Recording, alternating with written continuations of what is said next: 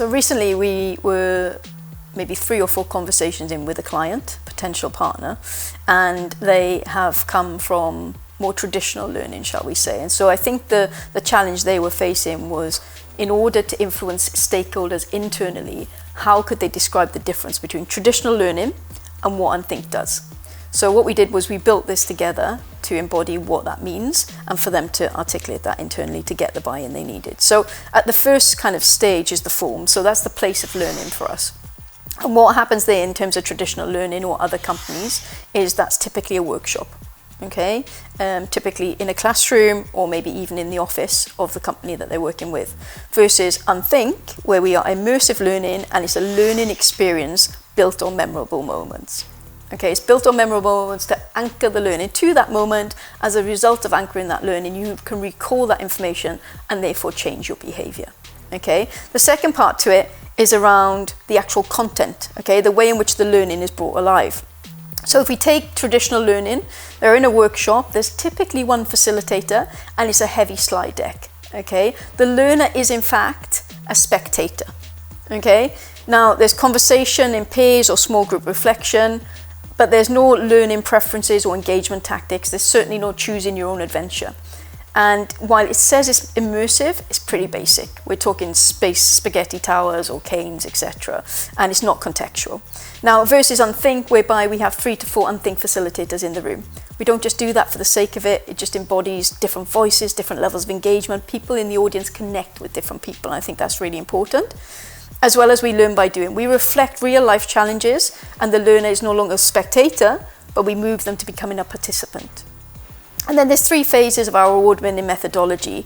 So it looks at learning engagement, it looks at learning tactics, but also there's this looking out, looking in, looking forward methodology, which fundamentally connects people to a learning stimulus outside of their world, something they've never been exposed to before reconnecting that back into their day role. What does it mean to me? How can I apply it? What can I do with this information?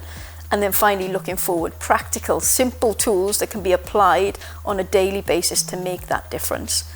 And then finally, there's the energy and the element of surprise we bring to it. People never know really what's going to happen to them in an Unthink learning experience.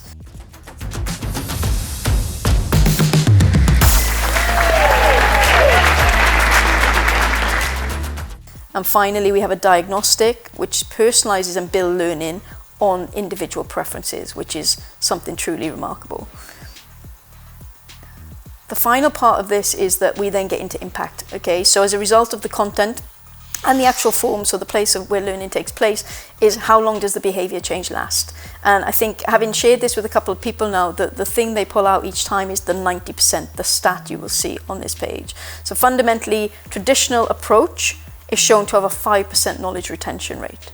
Okay, the short-lived behavior change, there's limited follow-up, insight application into learning. Behavior ultimately doesn't last long, that change of behavior. Whereas on our side, in terms of that immersive learning experience, the methodology is shown to have a 90% knowledge retention rate. Okay, long-lasting behavior change, we talk about it as not a lightning bolt approach, but a drumbeat mentality. We don't just want something that happens once, we want something that happens consistently, long beyond the Unthink learning experience. And then in that we talk around habit toolkits, hack galleries, accountability sessions, etc. to change the behavior. Now that's not us saying it's 90%. There's tons of articles and journals out there, and this one was just taken from Decision Sciences Journal of Innovation Education in 2019. What does that mean? The actual result is true behavior change, both qualitative and quantitative. Okay, so on the other side, as I've said, the behavior change doesn't last that long. People will arguably say 99% of people said they enjoyed the session. I would recommend it to a friend, but really what are the tangible measurements or markers we're seeing? And so what you'll see here is that ability to access the learning due to that memorable moment methodology I spoke around, but also the impact scores. Not only with the pharmaceutical company we worked with, where revenue grew 24%, but also the engagement scores we've been seeing, and more recently, the award-winning shifts made in HS1, the governmental railway, from 71% to 83% increase in customer satisfaction in just 7 months working with Unthink.